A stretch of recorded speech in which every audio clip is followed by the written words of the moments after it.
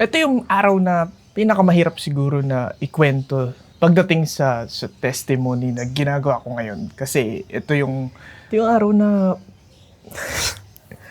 ito yung araw na kinakain na ako unti-unti ng anxiety, depression, kalungkutan, miserableng. Paano ba ito sinasabi?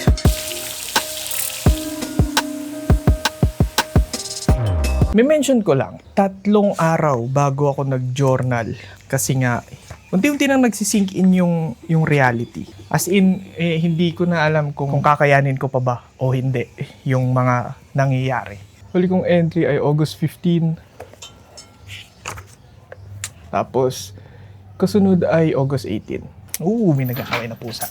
Yung gusto ko kapag dito ka sa bahay gumagawa ng testimony, no? Napaka-ganda, napaka-payapa, may mga aso, at least nandito pa rin tayo sa nature.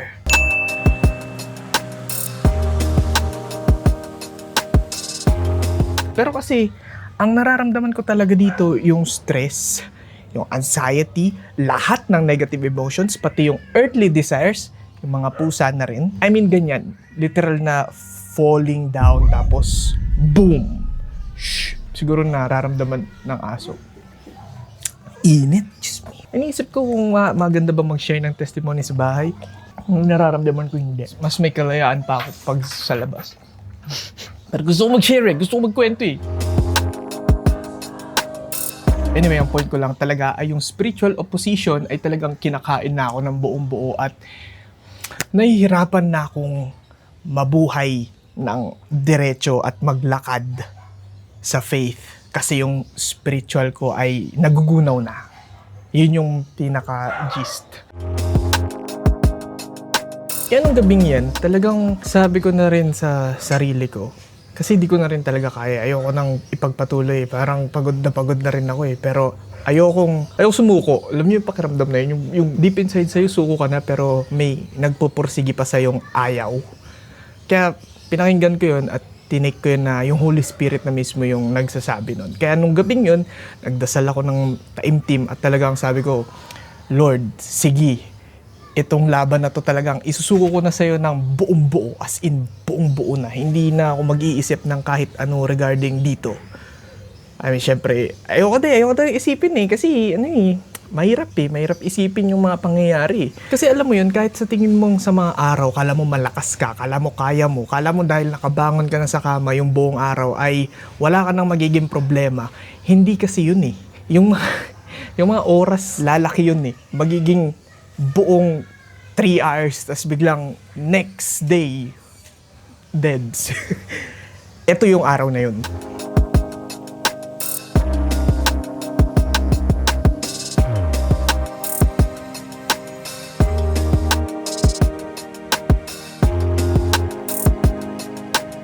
Kumbaga sobrang bigat, sobrang lungkot, yung ganong feeling.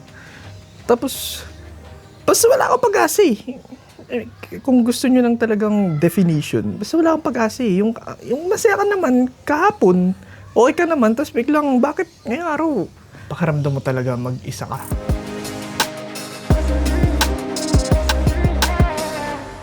Kaya nung naramdaman ko talaga yun, napadasal talaga ako ng taimtim. Kinalma ko yung utak ko, tinanggal ko lahat sa utak ko, pinakiramdaman ko lang talaga yung puso ko at yung boses ni Lord, yung Holy Spirit. Talagang peace.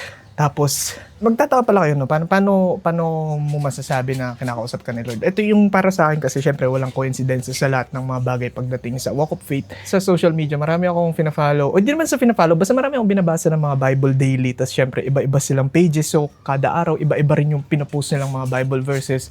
At may tinitingnan pa ako yung Bible app mismo. At yung pinaka-sinabi nga niya sa akin nun, kasi pagkabukas ko ng Bible app nun, ang lumabas talaga ay yung armor of God. Pero context pa, kasi wala talaga akong direksyon. Talagang di ko na alam kung asan ako. Anong gagawin ko? Walang dadaanan, walang malinaw na daanan. Ang alam ko lang naglalakad ako sa faith, pero syempre hindi ko pa siya buong gamay yung faith. Kinausap ako, napanood nyo naman yung mga previous testimony bago to. Pero syempre, deep inside naman din ano bang magiging direction mo? Para ka lang din naman naglalakad sa wala. Basta alam mo lang, nakawa ka kay Lord. Pero parang deep inside nga, gusto mo pa rin yung physical connection. I mean, syempre, di ko pa nga siya masyadong gets. Kaya parang sabi ko, Lord, bigay mo na yung grace. Yung grasya mo na pinaramdam mo sa akin nung mga unang beses akong naglakad kasama ka, gusto ko na talagang maramdaman ulit yun. Yung pagmamahal mo, yung mercy mo. Yan. Lost soul eh. Nanghihina eh.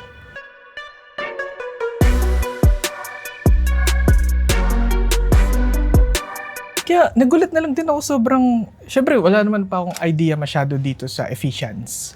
I mean, alam ko lang na verse o yung books ay yung Philippians. Pero kasi ang Ephesians kasi si Paul din kasi yung nagsulat nito at nakakulong kasi si Paul. At syempre, pag nakakulong ka diba nasa gitna ka ng suffering, di mo alam din kung anong ginagawa mo. Pero dahil si Paul nga isang hindi ko describe si Paul, basta sobrang lakas niya na disciple. At context lang din kay Paul, dati isa siya sa nag-o-oppose kay Lord. Pangalan niya Saul. Pero nung nakilala niya nga si Lord, bigla siyang tinransform ni Lord. Ginawa siya Paul, tapos ayun, naging technically messenger na talaga siya at pagbibigay ng hope sa mga tao nung panahon niya. Kasi isipin nyo na lang, nakulong siya dito pero ito yung sinulat niya. Medyo mahaba tong verses na to kasi Ephesians 6:10 to 18 to. I mean, isang buong context nga na story, full armor of God. Pero, sige, basahin na lang natin ng buong buo rin. Finally, be strong in the Lord and in the strength of His might.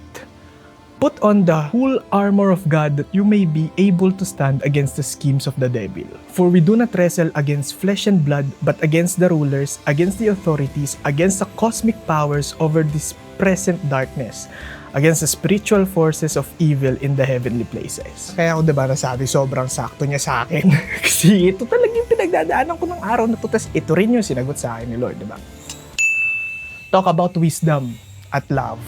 Therefore, take up the whole armor of God that you may be able to withstand in the evil day, and having done all, to stand firm. Stand therefore, having fastened on the belt of truth, and having put on the breastplate of righteousness. So ito na nga, iniisa-isa na yung mga full armor of God in context, kumbaga. And as your shoes for your feet, having put on the readiness given by the gospel of peace. In all circumstances, take up the shield of faith with which you can extinguish all the flaming darts of the evil one. And take the helmet of salvation and the sword of the Spirit, which is the word of God. Kinikwento ko sa inyo.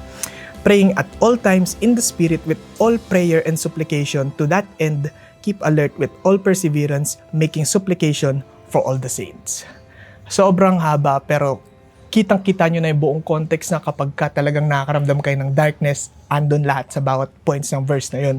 Kumbaga sobrang sakto niya nga rin talaga sa akin, sa pinagdadaanan ko nung araw na yan. Di ba?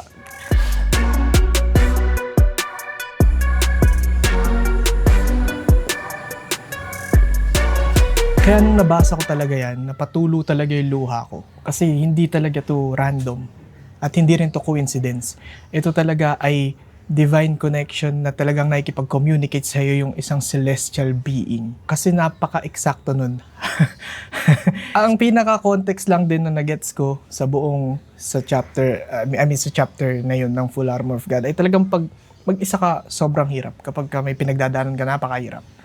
Kasi cargo mo yun eh. Kapag nagkamali ka, pagkakamali mo yun eh. Mabigat talaga sa pakiramdam eh. Pero syempre, kapag ka naglalakad ka sa faith o kaya kasama mo si Lord sa paggawa mo ng kahit ano sa buhay mo, kahit yung mga simpleng decision making lang, kapag ka nagkamali ka, magaan sa pakiramdam kasi alam mo na may tinuturo agad sa'yo. Kasi alam mo na yung decision na yun, parehas eh. Lalo na pag-align sa will ng Lord yung talagang ginagawa mo. I mean, yung hindi yung, basta madidistinguish mo naman yun eh kapag boses mo, tapos boses niya. Siyempre, yun din yung mas malalim pa na topic. Siguro sa mga susunod, explain ko yun. Sa ngayon, di ba?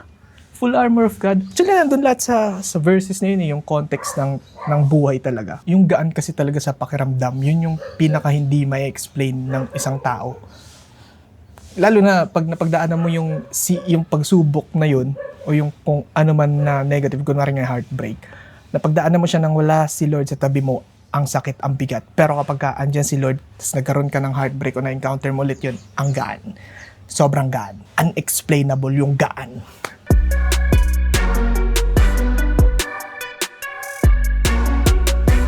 Kasi sa totoo lang, wala naman yata talaga sa atin ang may nakakaalam kung ano talaga ang totoong kapangyarihan ng pagmamahal.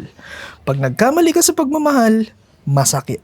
Kapag tumama ka sa pagmamahal, masarap. Pero syempre, yung in-between nga nun, walang nakakaintindi nun eh. Walang makakapredict ng tamang relationship, ng kung ano mang pinagagagawa mo sa buhay. Pero dahil nga pinangakuan ka na rin naman ni Lord ng ganong klaseng mga bagay, basta nga unahin mo siya, hanapin mo yung righteousness niya, madali na lang yung buhay. At syempre nga, kung nakakaramdam ka nga ng mga opposing forces, lalo na sa spiritual mo, andyan naman yung full armor of God para bigyan ka ng context kung paano mo yun mapapagaan, kahit paano yung nararamdaman mo. Kumbaga, hindi ka mas mahirapan. Kasi alam mo kung paano siya sanggain. Actually, spirit of truth nga lang, dun pa lang, parang panalo ka na agad kahit saang bagay, kahit anong negative na circumstances, basta gamitin mo lang ang katotohanan, di ba? Sino bang makakatalo sa katotohanan? Di ba? Kumbaga, sino bang mananaig sa kadiliman kung hindi ang liwanag?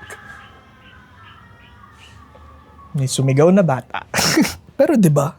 Sobrang overwhelming kapag kinakausap ka ni Lord. Kasi kahit paano, 'di ba, nare-real talk ka, nagagabayan, alam mo hindi ka mag-isa. Kaya ito, para sa spiritual na opposition ko, ang sinabi lang din sa akin ni Lord, yung sa Luke 23:34. And Jesus said, "Father, forgive them, for they know not what they do."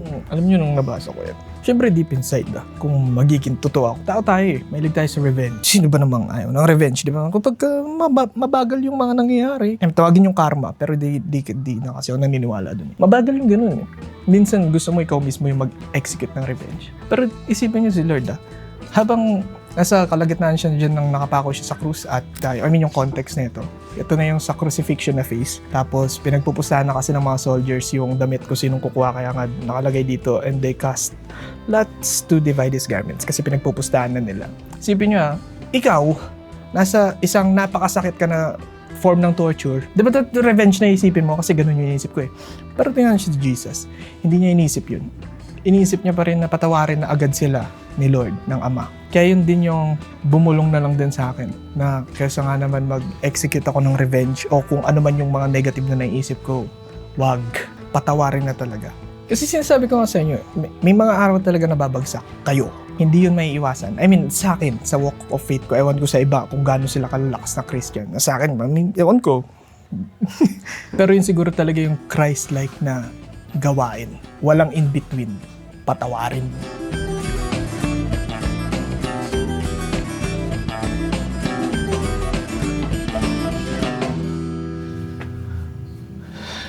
Pero yun, ang reflection ko lang din ay ang pagmamahal ay literal na sakripisyo.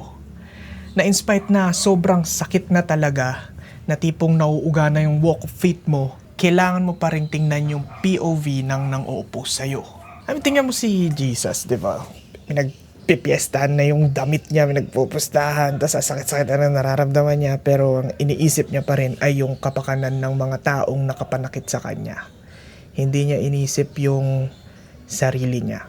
Literal na selfless. Isipin mo kung sa'yo yun, may mangutang ka lang ng 50 pesos, di ba? Parang, tas di binayaran, ang hirap na sa pakiramdam. Ang may nakaka-iritang feeling na. Paano pa yung namimilipit ka sa sakit, nakapako ka sa krus, tapos, di ba? Pero iniisip niya pa rin magpatawad. Basta sa akin kung ano yung will ng Diyos, yun yung masusunod. Kung anong mangyari. Kasi ang gagawin ko lang naman ay kakapit lang ako sa kanya kasi alam ko namang hindi na ako mag-isa. O kaya susutin ko na lang yung kalasag na kanyang ipinaubaya.